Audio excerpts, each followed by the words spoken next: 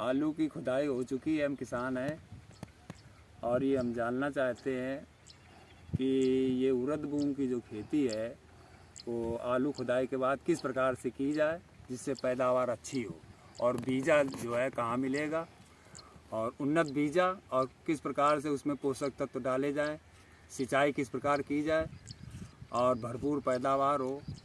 और इस तरह का जो है जानकारी हम लोगों को किस तरीके से कहाँ से कैसे मिले ये बताने की कृपा करें। देखो अनिल जी, आप हमारे क्लास फेलो रहे हैं और आज हमारे कृषि चौपाल में आए हैं और आप अच्छी खेती करते हैं, आपकी ज़मीन भी अच्छी है।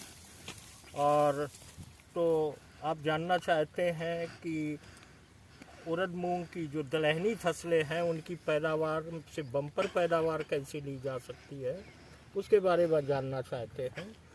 तो पहले बात आती है कि समय से बुआई होना चाहिए और समय से पोषक तत्व प्रबंधन होना चाहिए।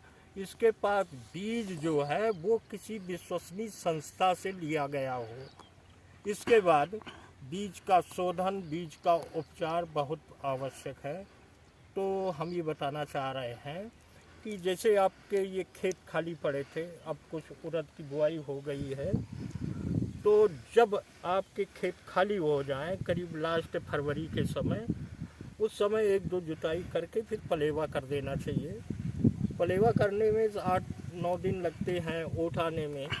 ओठ आने के बाद आप 3-4 जुताइयाँ कल्टीवेटर से करके पाटा लगाते रहें। और इसके बाद अब बात आती है बीज की। तो बीज आप किसी भी विश्वसनीय संस्था से लें, जैसे चंद्रशेखर आज़ाद कृषि एवं प्रौद्योगिकी विश्वविद्यालय का बीज हो, या नरेंद्र देव कृषि एवं प्रौद्योगिकी विश्वविद्यालय का बीज हो, या सरदार वल्लभ भाई पटेल यूनिवर्सिटी मेरठ का बीज हो, और पूसा संस्थान से आप बीज ले सकते हैं।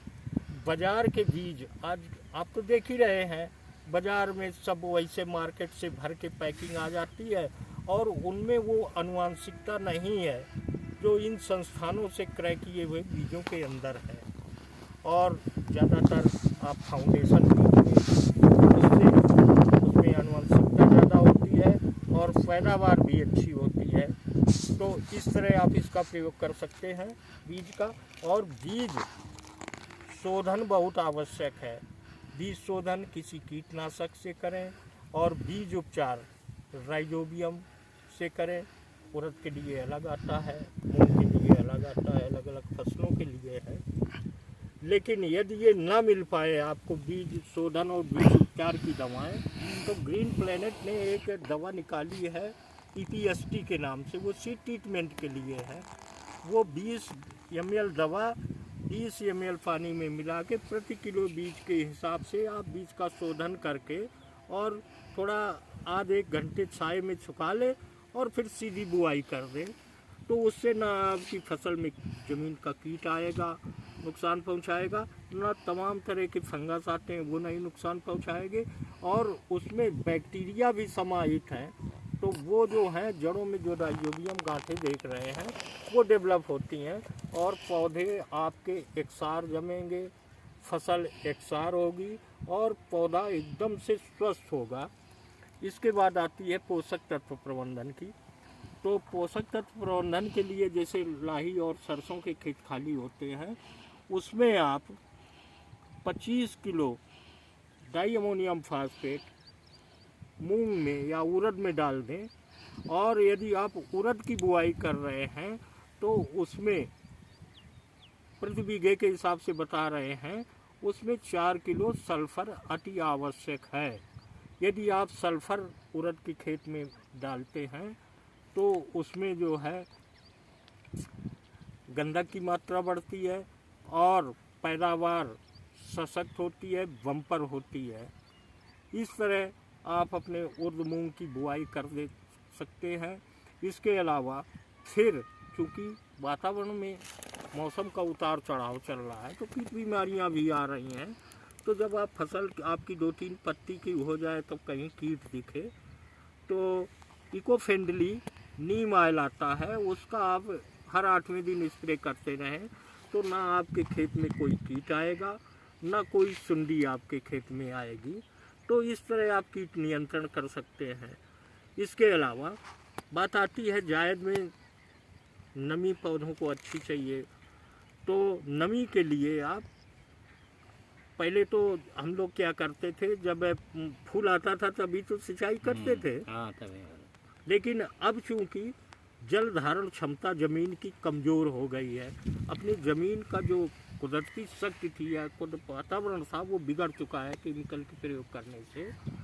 तो और मौसम की ये ग्लोबल वार्मिंग जो चल रही है, उतार चढ़ाव चल रहा है, तो टेम्परेचर अधिक होता है। तो हर किसान भाई को ये चाहिए 25 से 30 दिन के अंदर मौसम के हिसाब से सिंचाई कर देनी चाहिए।